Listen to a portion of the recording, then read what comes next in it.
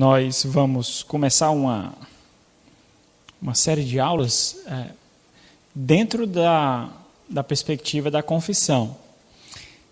O que eu percebi que nós começamos o estudo da confissão, não como nós deveríamos começar.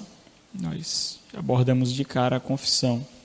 E isso ia acabar resultando no conhecimento, talvez, por mais que nós aprofundássemos, ia ser um conhecimento um pouco mais superficial, ou ia ser complicado abordar alguns temas extremamente importantes para o conhecimento da teologia da confissão.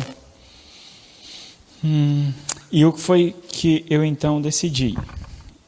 Principalmente à luz do tema do capítulo 7, que fala da aliança de Deus com o homem, que é uma forma de Deus se relacionar com o homem, ou a forma de Deus se relacionar com o homem. E isso é uma identidade singular da doutrina batista reformada. Pelo menos no Brasil, esse ano, do ano passado para cá, tem sido lançado alguns livros em português. Até então não tinha material em português para esse tipo de ensino. Então, os irmãos percebam a importância dessas aulas, porque durante esses períodos, esse período que nós vamos estudar, não vai ter trabalho com as crianças para todos estarem aqui mesmo, por causa da singularidade dessa doutrina para a nossa identidade como Igreja Batista Reformada. Ok?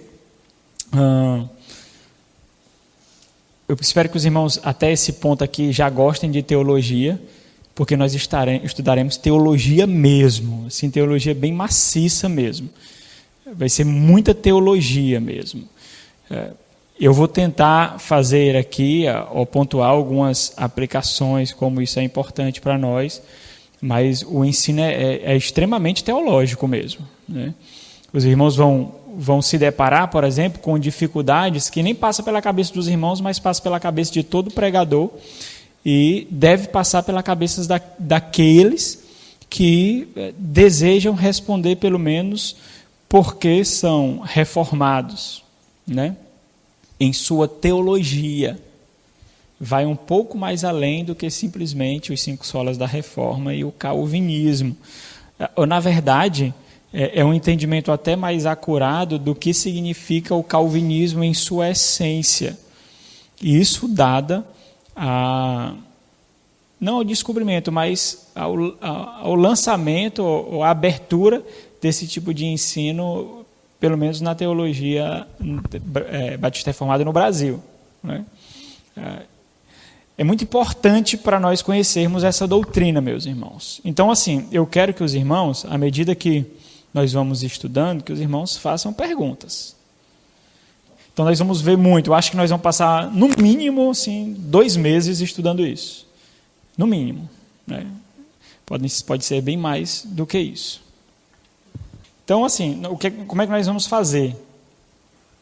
Eu vou começar bem do básico mesmo, pressupondo que os irmãos não sabem de nada, desde a discussão e da importância do estudo. Vai ser assim.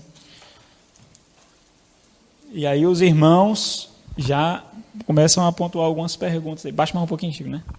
Distintivo de Igreja Batista Reformada. Esses distintivos, meus irmãos, o que distingue, né? Então, assim, qualquer termo que os irmãos não saibam, os irmãos perguntam. Tá? Qualquer termo distintivo, para distinguir, certo? Então, os distintivos, o que distingue a batista reformada de um batista não reformado, de um presbiteriano, de um pentecostal, não em seu comportamento, mas em sua doutrina, na sua teologia. Porque é por causa da teologia que ele tem determinados costumes. Porque uma pessoa organiza em sua igreja documentos de usos e costumes? Por causa da sua teologia. Porque a sua teologia exige isso, a sua teologia permite isso, anseia por isso. Porque diz que mulher não pode usar saia, porque diz que mulher não pode se pintar, usar brinco, porque diz que não pode bater palma, porque diz que não pode usar instrumento, porque não sei o quê. Por causa da sua teologia. É a sua teologia que faz isso, certo? Então, os distintivos aqui não é simplesmente superficial, mas é a base, porque é por causa da base que nós vemos, então, a superfície. Sem a base não tem a superfície, né? Ok? Por causa disso. Então, quais são, então, os distintivos? Nós vamos ver. Isso por causa, claro, do capítulo 7, que acabou dando esse estalo. Como nós vamos compreender direito ou de forma mais profunda a aliança com Deus, que perpassa por toda a confissão, se nós não compreendermos o significado, a profundidade dessa aliança. Então, esse estudo resultou dessa reflexão. Então, vamos ler aqui alguns versos. Vamos lá, Romanos 10, 10.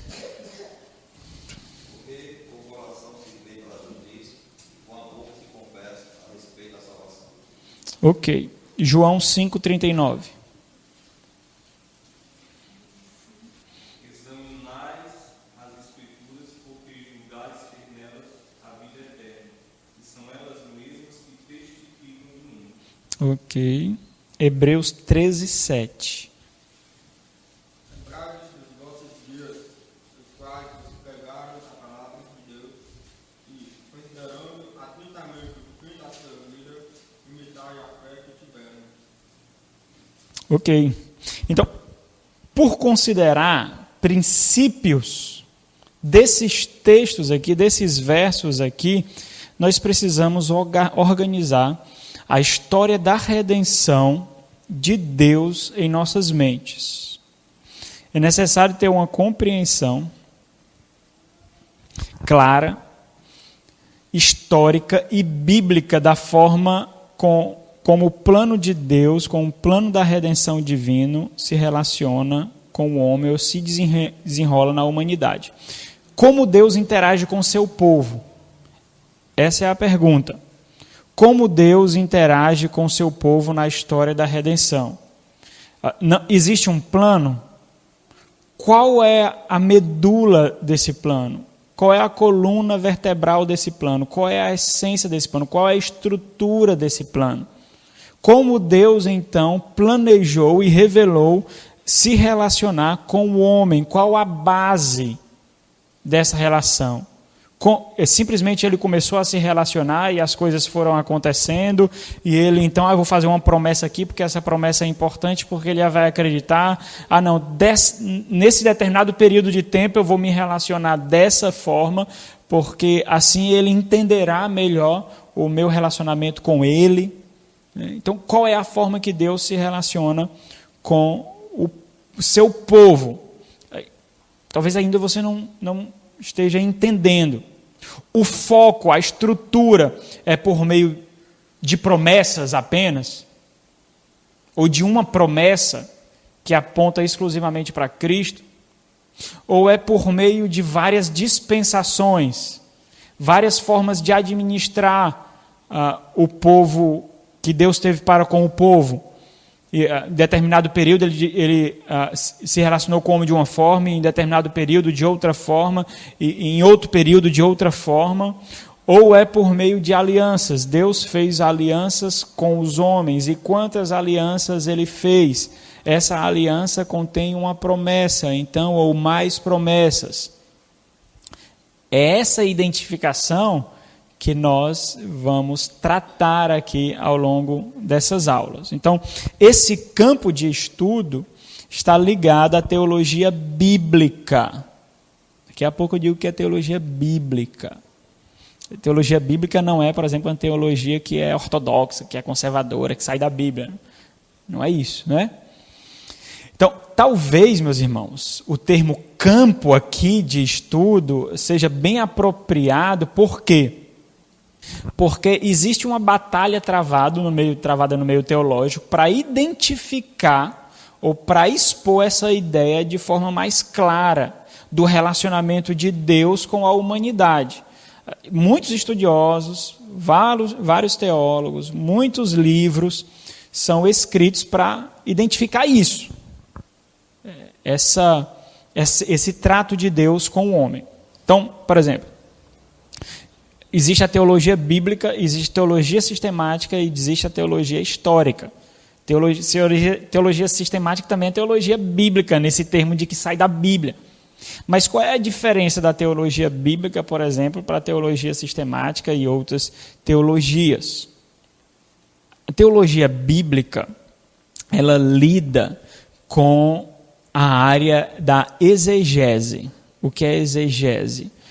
É o estudo das Sagradas Escrituras, tendo em consideração o seu contexto histórico, o seu contexto literário. A exegese, portanto, a teologia bíblica, ela lida exclusivamente com as Sagradas Escrituras, sem esperar influência nem filosófica, nem sistemática, de nenhuma forma. Ela lida com o texto. Teologia sistemática, por outro lado, ela tem categorias, por exemplo, cristologia, eclesiologia, então ela vai preencher essas categorias. E aí, muitas vezes, a teologia sistemática, ela força um pouquinho o texto para que determinado texto se encaixe nessa categoria. Então, eu preciso falar de Cristo, então eu vou pegar todos os textos que falam de Cristo. E aí eu pego textos que fazem menção direta ou indireta a Cristo, e então eu coloco lá. E muitas vezes, naquele campo que foi colocado aquele texto, não está falando exclusivamente ou necessariamente da forma como a teologia sistemática abordou. Então, a teologia bíblica não lida com isso. A teologia bíblica, ela considera o texto bíblico, levando em consideração a época em que o texto foi escrito, quem escreveu, quais são os costumes, tanto daquele povo, como o pensamento do autor, aquilo que ele deixou registrado através de outros escritos, sem ter qualquer influência externa. Então, qual é a ideia aqui?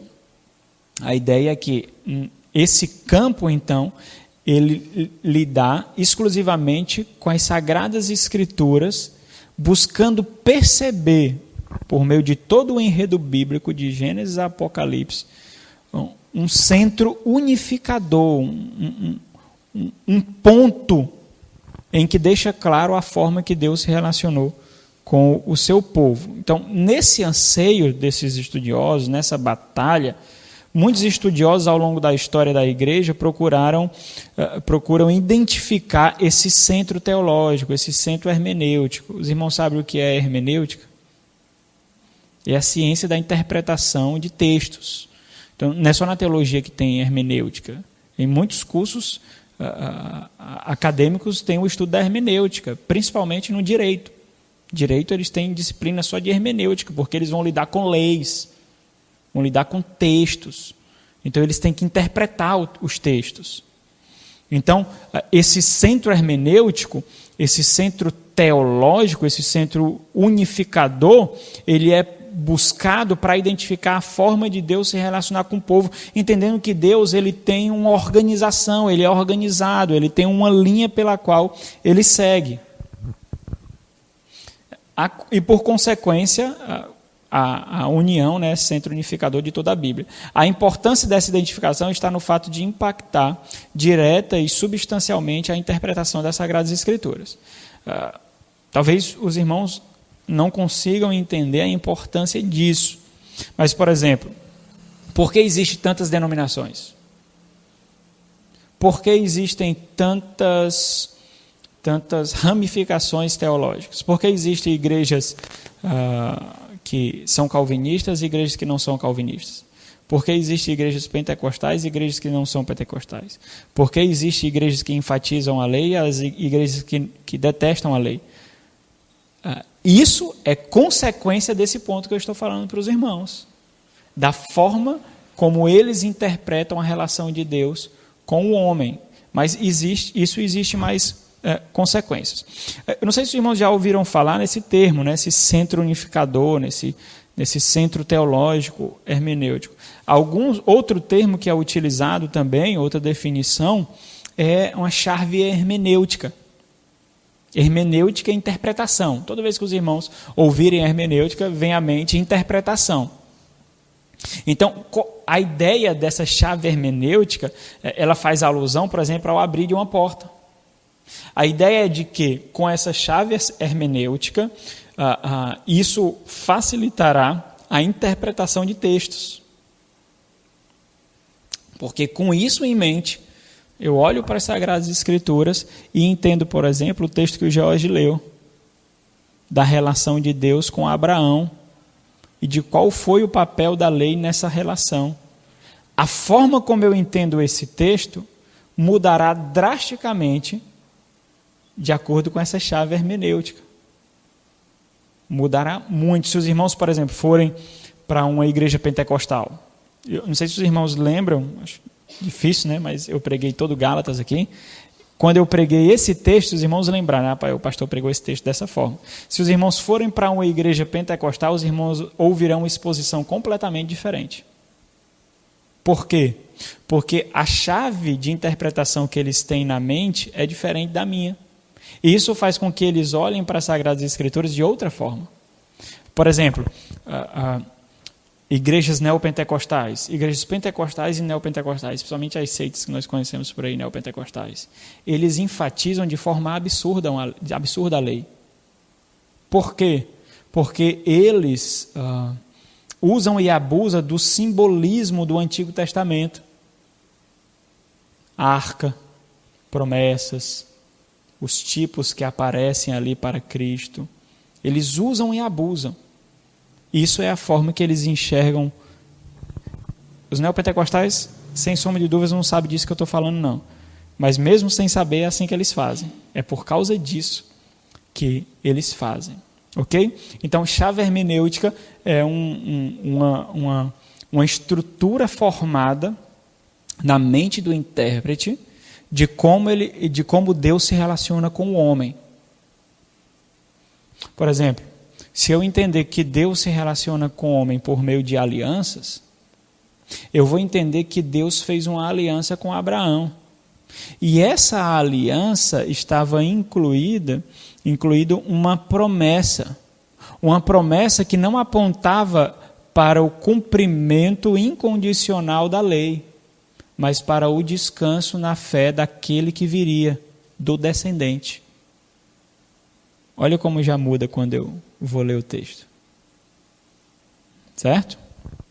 Ok. Como eu posso entender que aquela promessa com Abraão é exclusivamente para Israel? A igreja não está incluída. Então essa promessa deve ser cumprida. Só que nós vivemos um período em que Deus se relaciona com a igreja, um povo diferente de Israel. Então é necessário um futuro para que ele cumpra essa promessa e ele haja com Israel e deixe a igreja de lado. Ou então trate de uma forma com a igreja e trata de uma forma com Israel. Os irmãos percebem como a implicação desse tipo de entendimento resulta em algumas áreas importantes da igreja. Vamos continuar. Por exemplo, uma consequência natural a identificar uma chave hermenêutica resultará diretamente na forma de interpretação do relacionamento entre o Antigo e o Novo Testamento. Por exemplo, esse tema, o uso do Antigo Testamento no Novo, foi o tema da minha monografia, do meu trabalho de conclusão de curso no seminário. Estudei exclusivamente sobre isso, observando um único texto das Sagradas Escrituras, observando um texto de 1 Coríntios que citava Isaías. Como o autor do Novo Testamento se relaciona com o Antigo Testamento? Por exemplo, é necessário responder questões como essa. Qual a relação entre o Antigo Testamento e o Novo? O Novo Testamento lança luz sobre o Antigo Testamento para melhor entendimento, para melhor interpretação. Qual é a prioridade hermenêutica na interpretação? Quando nós olhamos para o Antigo Testamento, é necessário, então, nós observarmos o Novo Testamento para que o Novo Testamento lance luz em pontos que ainda não estavam totalmente claros do Antigo Testamento ou não? Se nós estudamos o Antigo Testamento, nós devemos ficar exclusivamente no Antigo Testamento. Por exemplo, como eu fico exclusivamente no Antigo Testamento? Eu pego o Salmo de número 22. É um salmo messiânico. Só que quando eu interpreto o Salmo 22, eu não vou, por exemplo, para a crucificação, para o Novo Testamento, e então eu interpreto o Salmo 22 à luz dos acontecimentos messiânicos do Novo Testamento.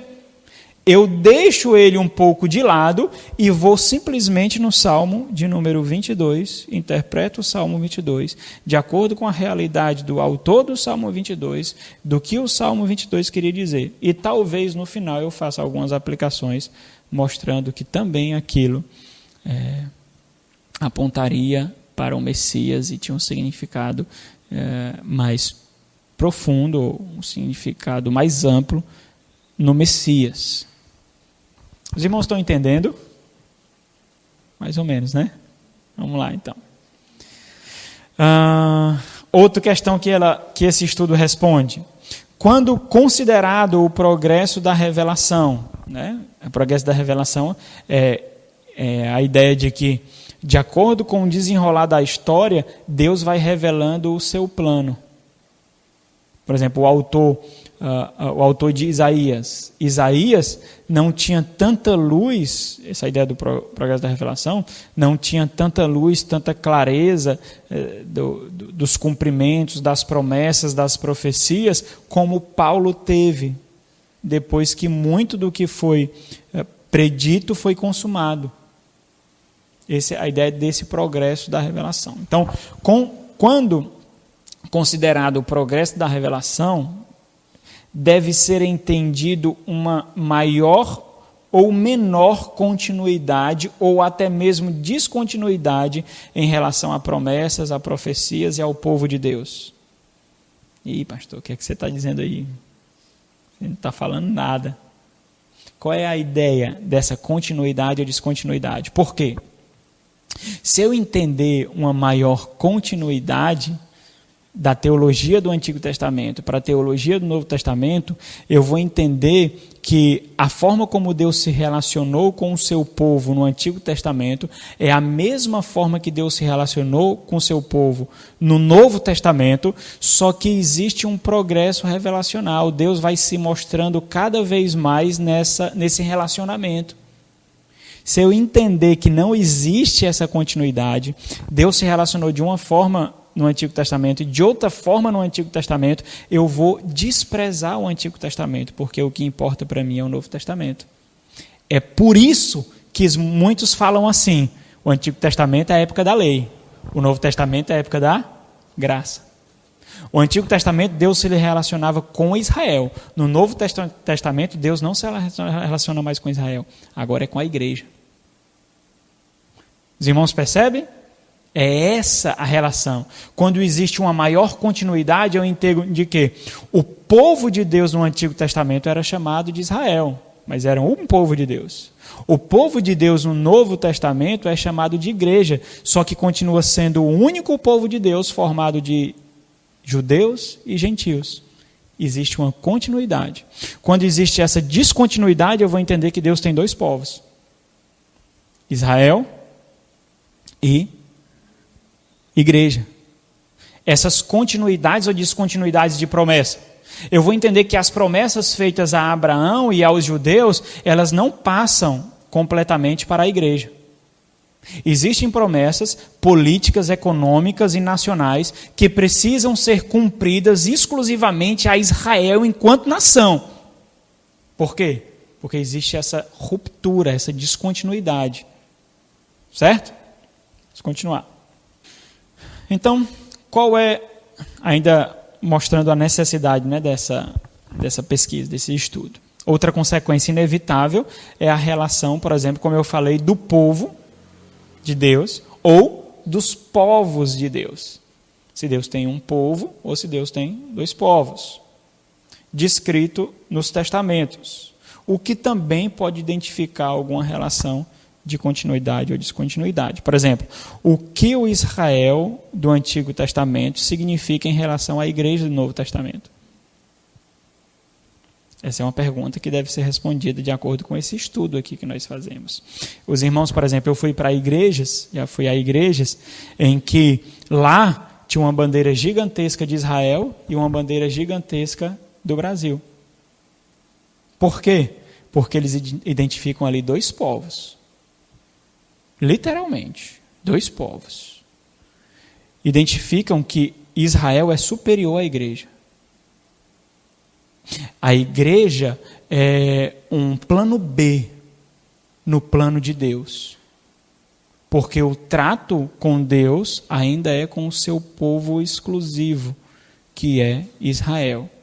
Então, por exemplo, eles identificam, por exemplo, aquele mandamento de Jesus que nós devemos pregar em Jerusalém, em Samaria, em toda a Judéia, o Evangelho, e muitas dessas igrejas, elas enviam missionários primeiramente para esses locais. Jerusalém, Samaria e toda a Judéia, e depois para os confins da terra. Qual o trato de Deus e o futuro para ambos, ou não, os povos no plano de Deus, ou se há distinção? Por exemplo, aqueles que identificam a maior descontinuidade em relação aos povos de Deus, e por consequência, isso é consequência da leitura dos dois testamentos, ou do trato de Deus tanto no Antigo como no Novo Testamento, vai dizer o seguinte, olha, Deus irá tratar com Israel quanto nação, e não será simplesmente uma questão espiritual. Deus irá tratar com Israel tanto política, como econômica, como socialmente. E isso vai acontecer no milênio futuro. No milênio futuro, inclusive, até os sacrifícios vão ser restaurados. Deus vai lidar exclusivamente com Israel. Essa é uma leitura de maior descontinuidade.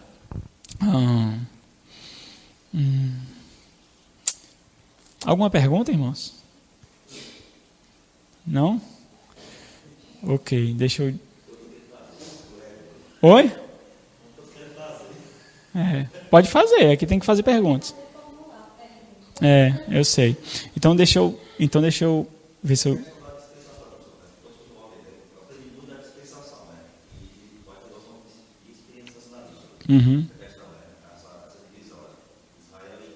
Amanda, pronto, vamos pegar aqui o microfone, porque está sendo gravado, então é bom falar no microfone.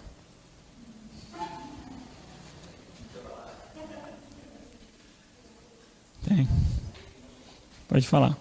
Na questão da dispensação, né?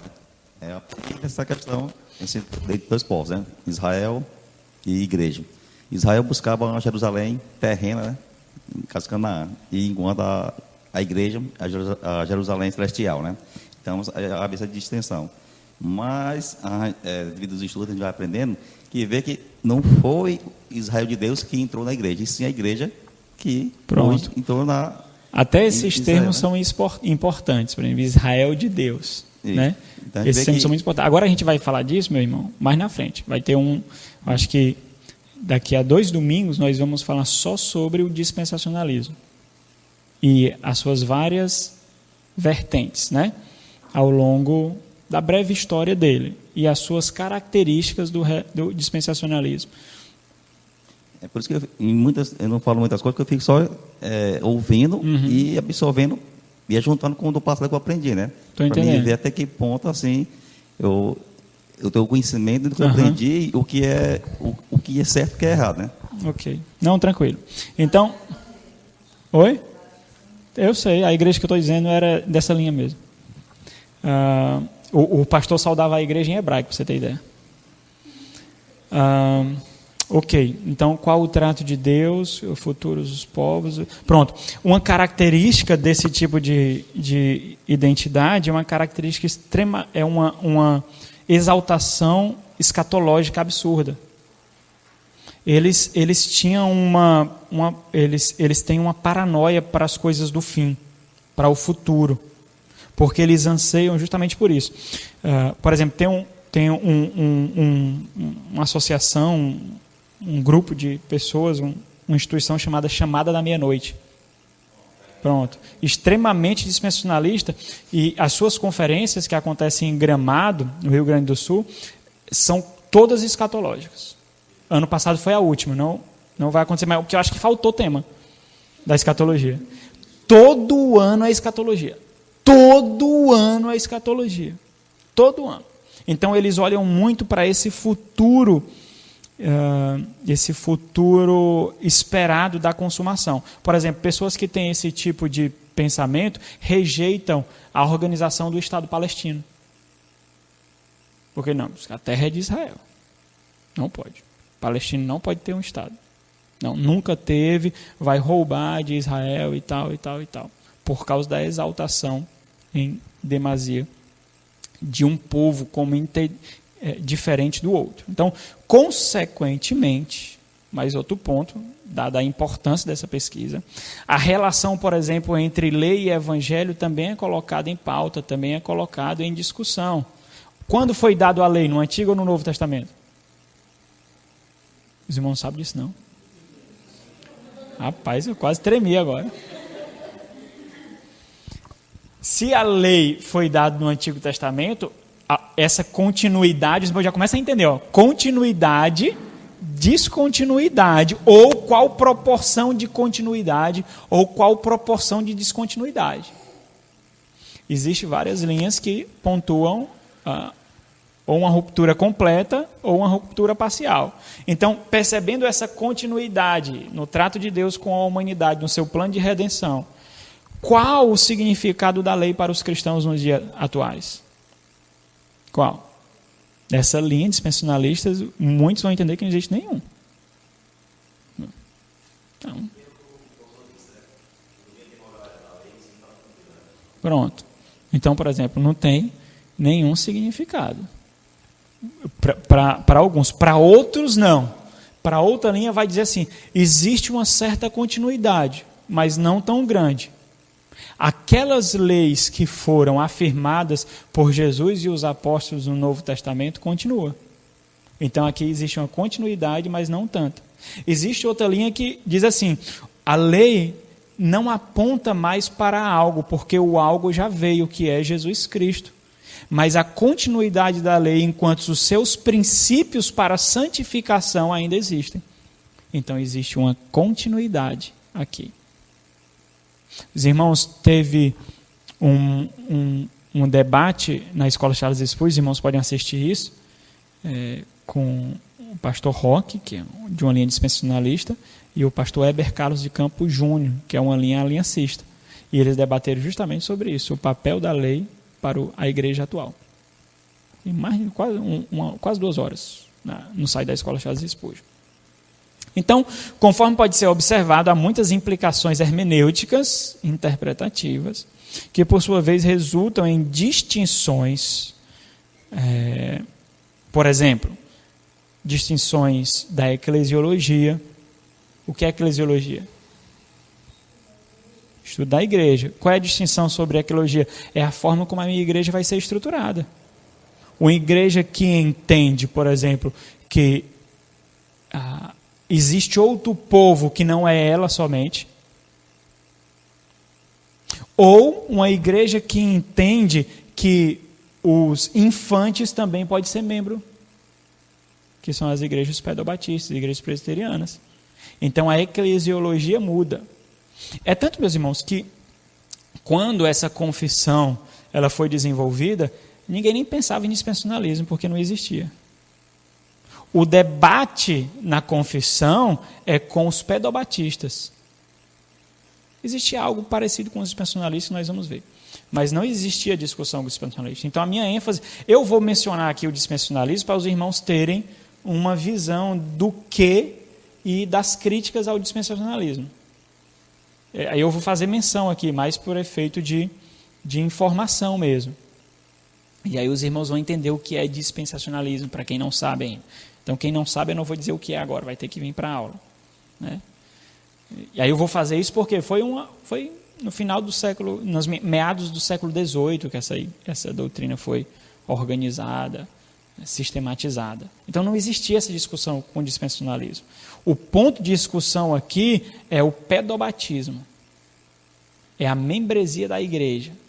É o significado da aliança. Então, isso muda em sua eclesiologia. Mas também esse entendimento vai mudar em sua escatologia. Por quê? Porque existem aqueles, já os que têm uma linha mais de descontinuidade, que são os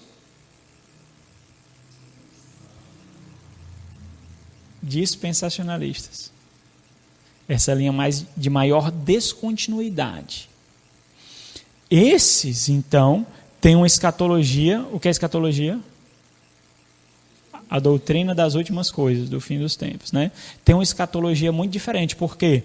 Porque existe um milênio para Deus tratar com Israel, e nesse milênio, que é uma pedra difícil de ser retirada, que é a ideia de ser retomado, por exemplo, os sacrifícios no milênio. Se existe o Cristo reinando ali no trono de Davi, para que então vai precisar dos sacrifícios?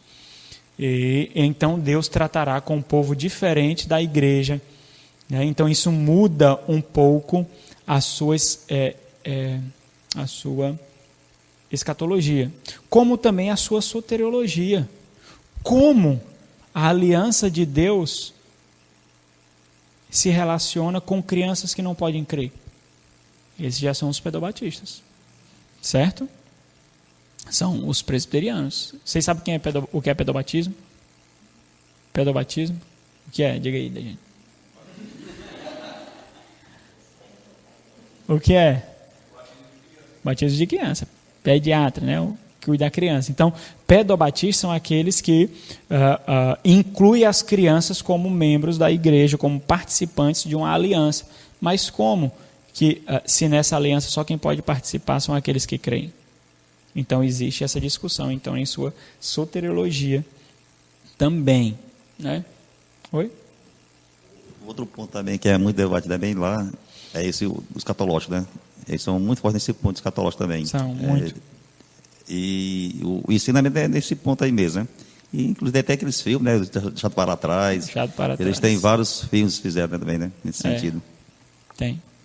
Então, por exemplo, ainda na necessidade da pesquisa. Portanto, é de suma importância uma definição e identificação clara dessa relação para a igreja local. Porque a igreja local precisa saber onde ela está situada. Por exemplo, por que nós não temos uma ênfase tão grande em Israel e em escatologia? Nós precisamos responder isso. Por quê? Porque a nossa igreja, por exemplo, não batiza crianças? Nós precisamos responder isso. Porque o Novo Testamento não existe essa prática, mas isso vem do Antigo Testamento. Por quê? Porque existe uma maior continuidade. Olha a interpretação, então, dos pedobatistas. A circuncisão do Antigo Testamento, que era feita ao 8º dia, se transformou em batismo no Novo Testamento, porque existe essa total continuidade. Então, se as crianças no Antigo Testamento poderiam ser batizadas, como existe essa continuidade, as crianças podia ser circuncidada, as crianças no Novo Testamento podem ser batizadas. Mas aí nós encontramos uma falha. Por quê? Porque o batismo é diante da profissão de quê? Preciso dizer, eu creio. Preciso confessar com a boca. Como? Verdade. Então é preciso confessionalidade, uma crença definida doutrinária. Com isso em mente, essa pesquisa foi realizada para expor e definir o que foi considerado a linha hermenêutica, a linha de interpretação mais prudentemente bíblica a ser seguida, a posição histórica batista reformada. Então, a ideia é o quê? Daqui para lá nós vamos abordar mais algumas questões importantes sobre a confissão em si. Depois nós vamos abordar as principais linhas de interpretação, sistemas de interpretação, dispensacionalismo, a teologia da nova aliança, que é a teologia que tem crescido mesmo, e por consequência, depois o aliancismo. Mas existe uma distinção entre o aliancismo pedobatista e o aliancismo credobatista. Credobatista é aquele que crê. Então existe uma distinção. E é isso que tem sido desenvolvido como sendo resgatado de uma doutrina histórica. Porque até então, muitos consideravam que o aliancismo faz referência apenas aos presbiterianos ou ao pedobatismo, né? Então existe essa distinção. Então, já que nós precisamos de confessionalidade, a igreja local precisa ser uma igreja confessional, nós precisamos então entender a importância da confessionalidade para a igreja. Então, sem dúvida alguma, nos dias atuais, esse não é um tema comum nas igrejas. Os irmãos não vão para escolas bíblicas, por exemplo, e vão ouvir falar sobre isso nas igrejas por aí. Na verdade, é provável que muitos, talvez a grande maioria, não consigam definir a que se refere o termo confessional ou confessionalidade. Então, definam para mim o que é confessional ou confessionalidade. Sério? Pode dizer. Mas o que significa? O que quer dizer? Confessar algo. Ser uma igreja que entende aquilo que crê, que se ampara em uma confissão definida, né?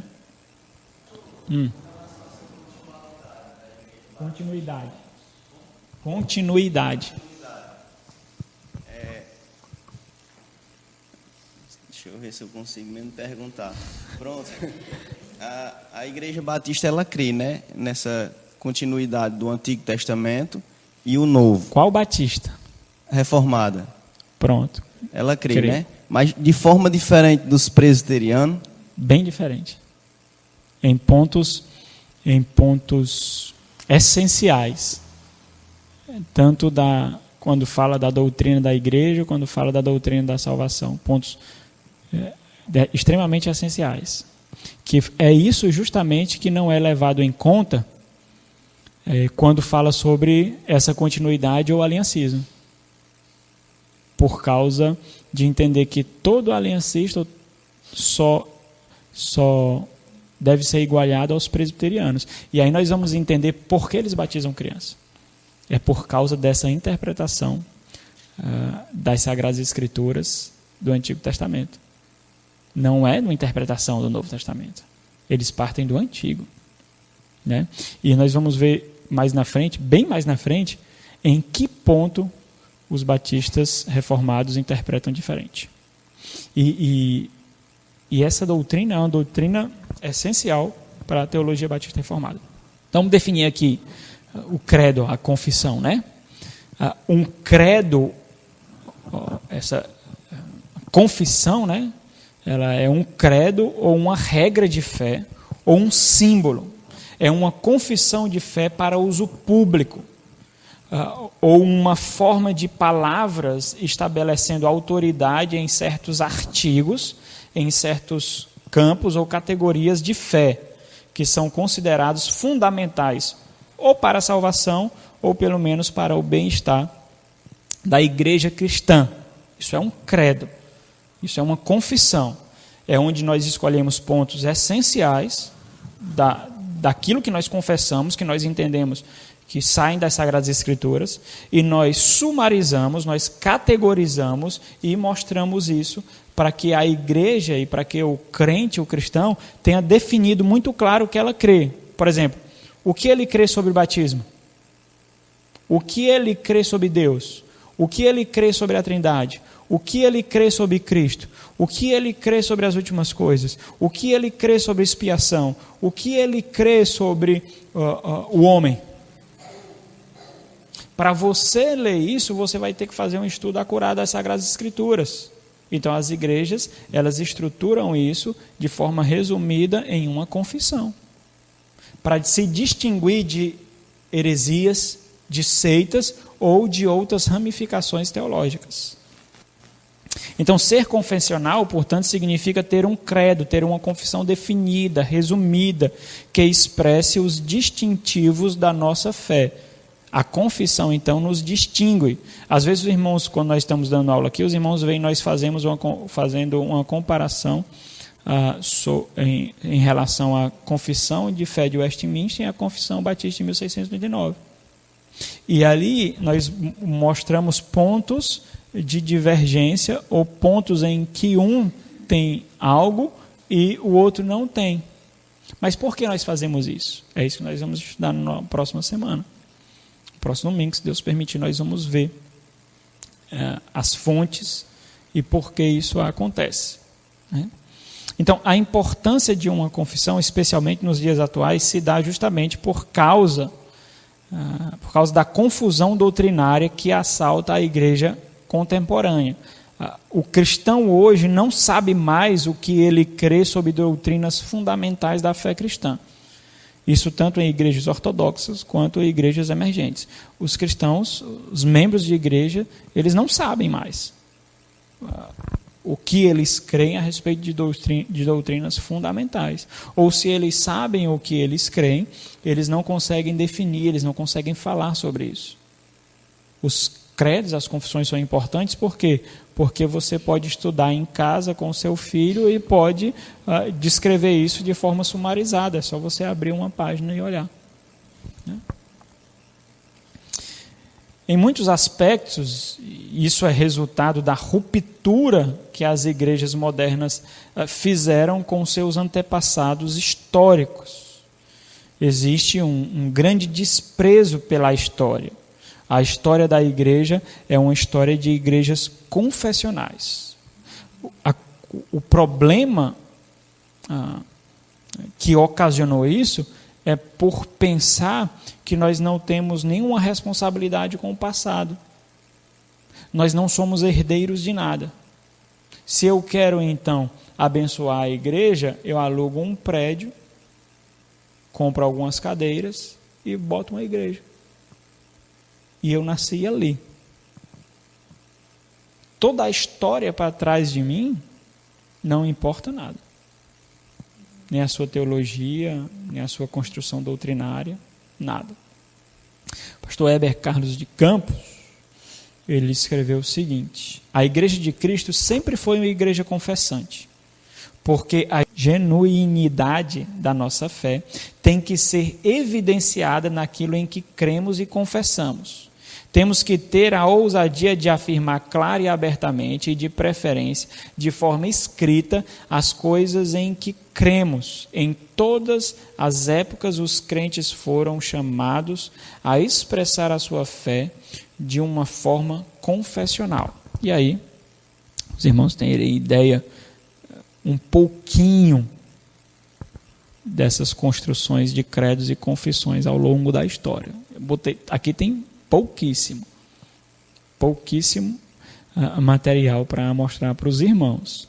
Nós vemos logo no início, por exemplo, o credo apostólico, que foi redigido no século II e foi editado no século IV.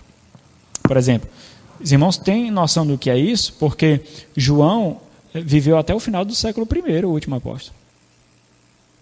E já no segundo século já tinha uma herança daquilo que resumia ou que estabelecia os limites da confessionalidade da fé cristã. Se você ler o credo apostólico, você vai ver que você não pode, se você não subscrever algum dos pontos ali, você não pode se dizer cristão.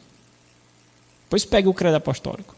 Se algum dos pontos nós cremos, tal, se você não subscrever, se você não tiver acordo com um daqueles pontos, você não pode dizer que é crente. Só um. Você não pode dizer.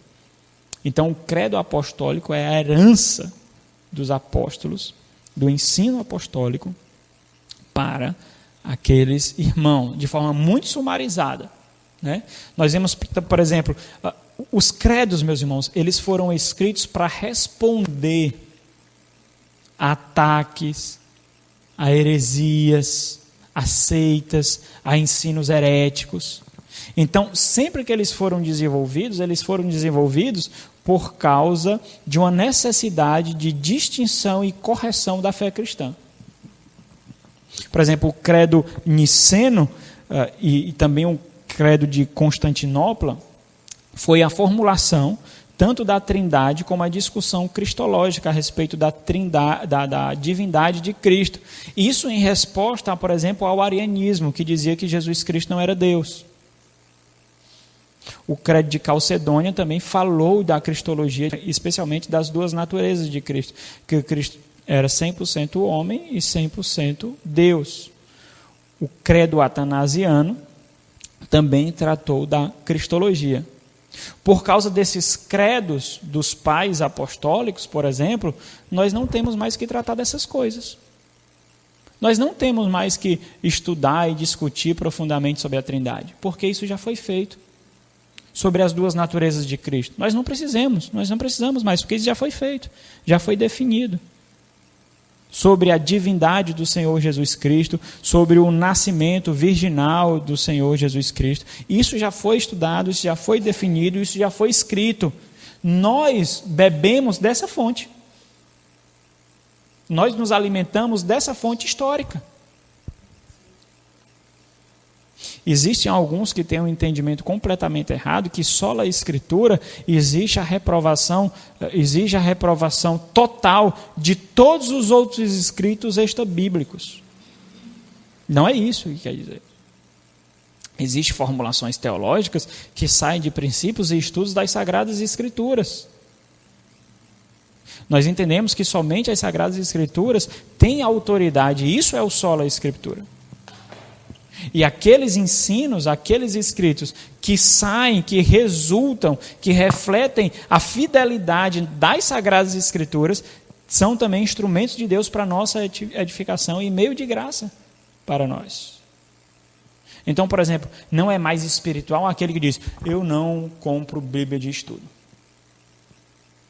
Porque Bíblia de estudo, ela é uma Bíblia engessada. Ela já condiciona você a ter uma interpretação das Sagradas Escrituras. Por isso que eu leio Bíblia sem notas de estudo. Eu estou falando isso porque eu já encontrei pessoas que falaram isso. Eu não leio outros livros. Eu só leio a Bíblia. Porque a Bíblia é a palavra de Deus. A compreensão de uma pessoa que fala isso é a compreensão de que ela está sendo extremamente espiritual. Mas não é. Ela está sendo extremamente ignorante. Há uma grande resistência dos pentecostais, né, assembleanos, com relação a isso. Até distrata muito os batistas, acham frios ou coisa desse tipo, por conta da teologia, né, que eles gostam. Os batistas têm o costume de estudar e procurar outros livros. Isso, né? Isso mesmo. Depois disso, nós vimos também algumas confissões e catecismos, alguns documentos sendo tratados na chamada Idade Média. Alguns consideram chamá-la de Idade das Trevas justamente por isso, porque teve pouquíssima produção intelectual. Nós encontramos pouco material de produção intelectual ali. Por isso que depois vem o iluminismo, né? A renascença depois... A renascença resulta na reforma, que é esse descobrimento dos escritos antigos, que é justamente esses credos aqui, os escritos antigos, a língua grega, por exemplo, a filosofia, por exemplo, e essa renascença resulta então na reforma. E depois nós vemos ali o iluminismo. Aí nós vemos aqui a confissão de Augsburgo, nós vemos aqui a confissão escocesa, a confissão belga, o catecismo de Heidelberg, nós vemos a confissão helvética, nós vemos os cânones de Dort e muitos outros que eu poderia citar aqui para os irmãos.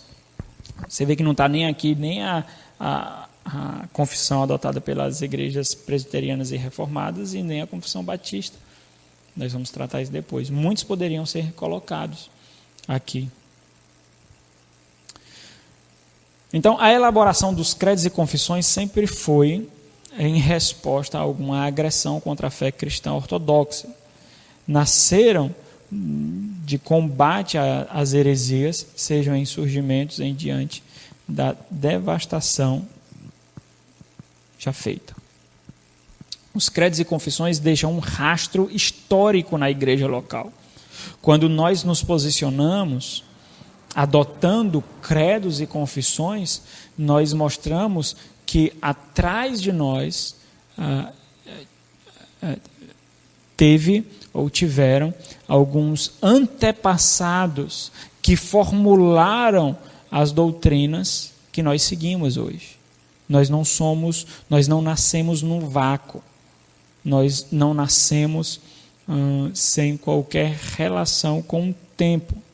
Mostra que a igreja, não está perdida no tempo e não surgiu no vácuo. Pastor Heber Carlos de Campos, aqui é o pai, não é o filho, ele diz o seguinte: as igrejas reformadas sempre primaram pela elaboração de credos e confissões. É características das mesmas serem confessionais. Com base nas afirmações confessionais da Escritura, as igrejas reformadas viram a necessidade de possuírem uma identidade teológica. E é isso. Só até aqui. Próxima semana nós vamos estudar a substância da Confissão de Fé Batista de 1689.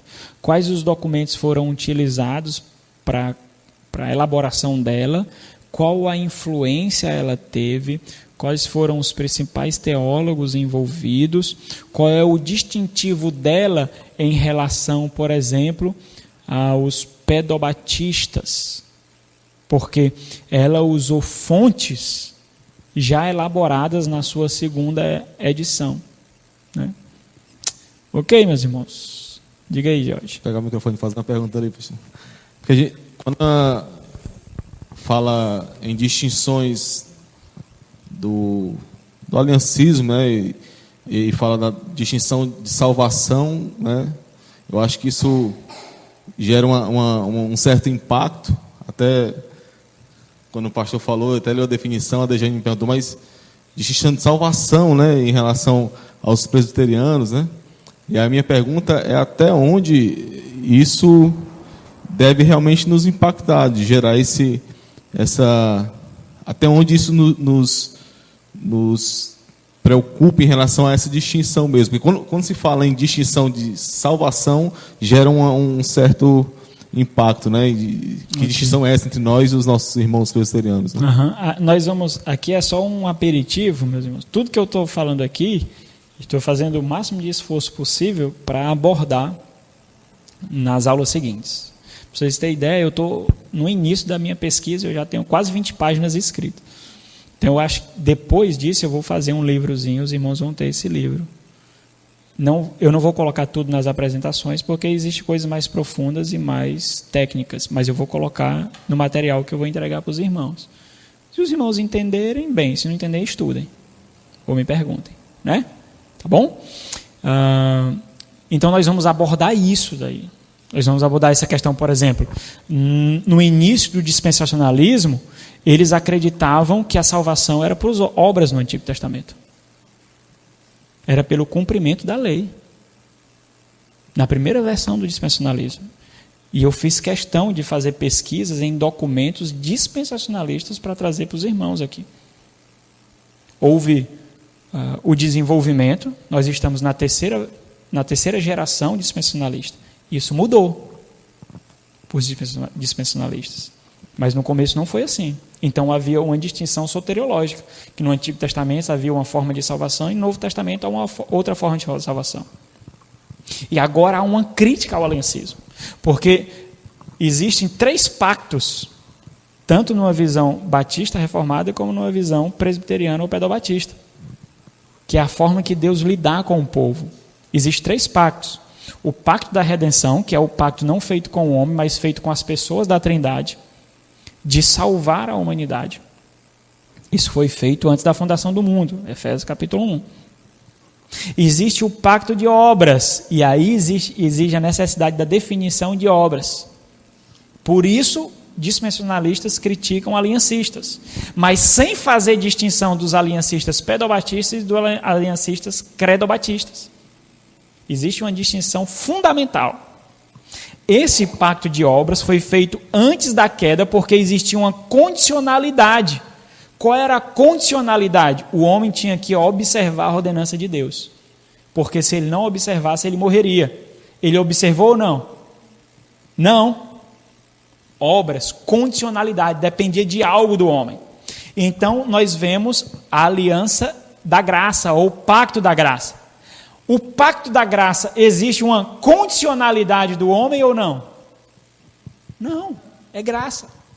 Só que isso nós não encontramos apenas no Novo Testamento. Nós encontramos como revelação no Antigo e como execução do Novo, para os batistas. Para os aliancistas, pedobatistas, eles entendem que o quê? Que no Antigo Testamento nós já vemos a administração, em Gênesis capítulo 3, versículo 15, na promessa, na aliança feita com Abraão. Ali já há administração.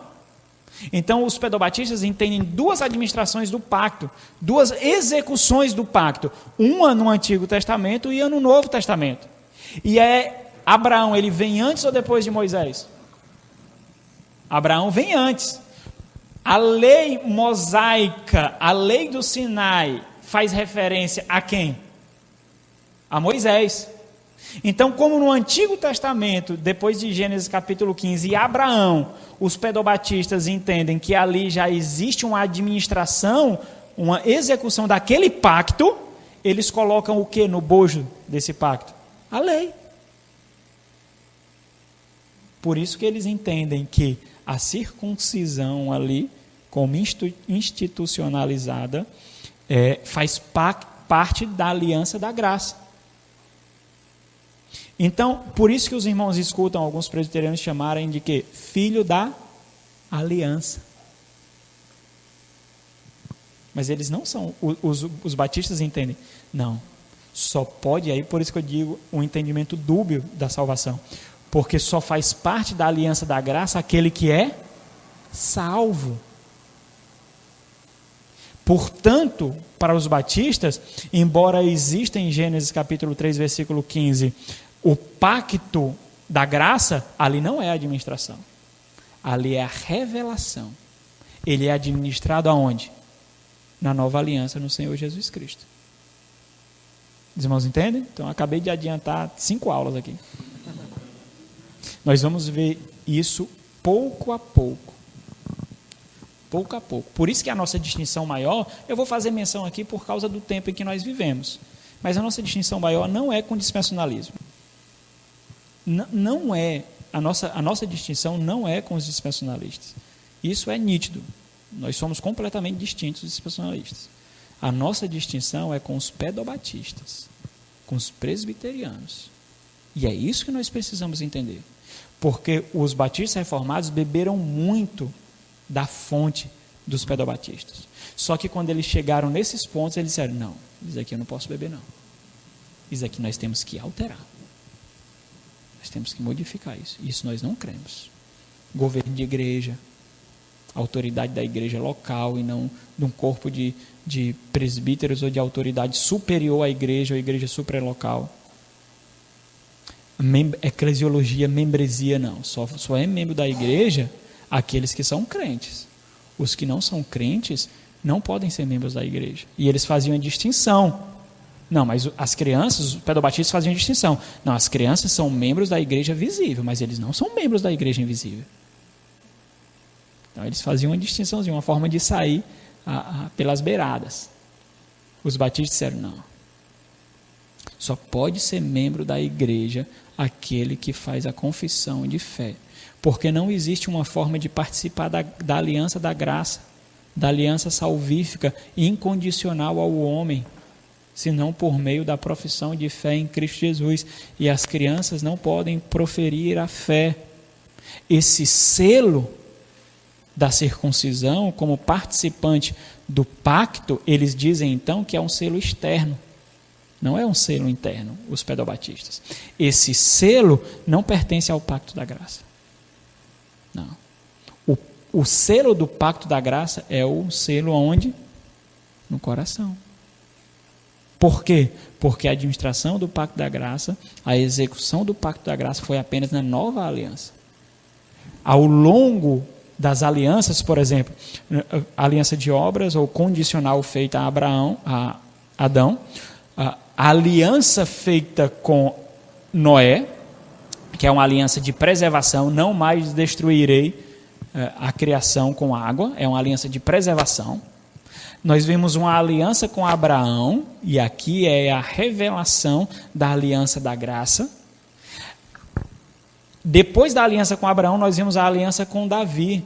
E cada uma desse desenvolvimento dessas alianças, essa aliança que foi revelada a Abraão, vai ganhando mais amplitude, vai ficando mais clara.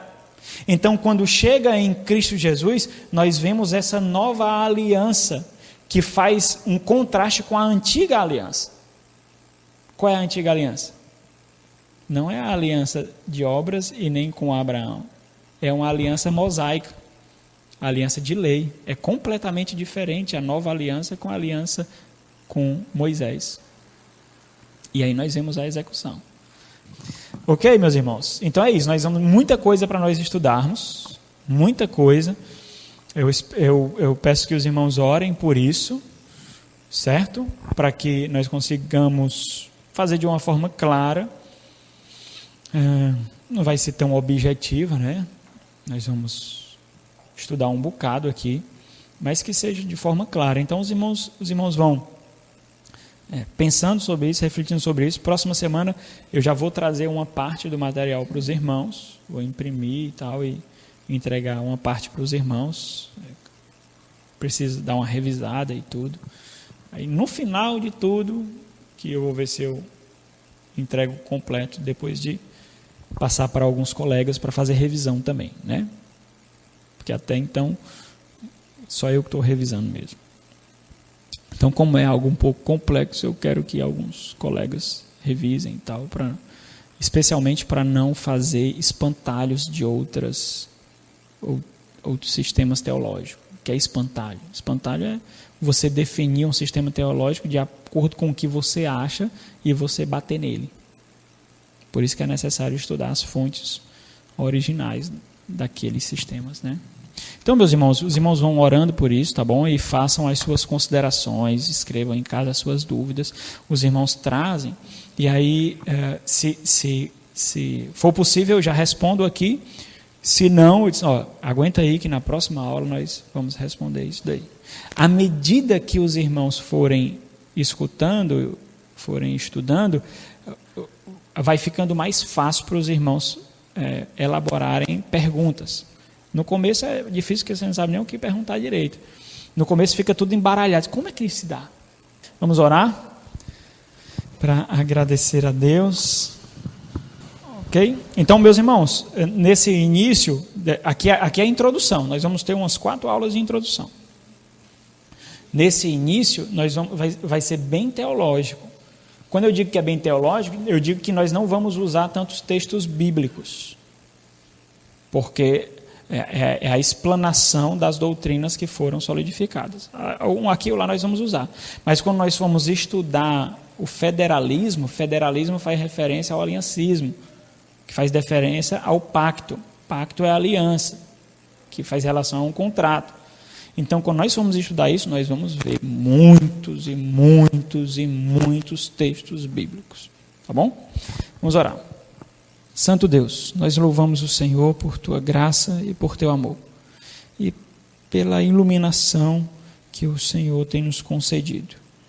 Nós estamos aqui, Deus, estudando os Teus maravilhosos ensinos, a Tua maravilhosa revelação, suplicando ao Senhor, confiando no Senhor, no Teu Santo Espírito, que nós estejamos sendo fiéis às Tuas Sagradas Escrituras, ó Deus. Que nós não possamos ser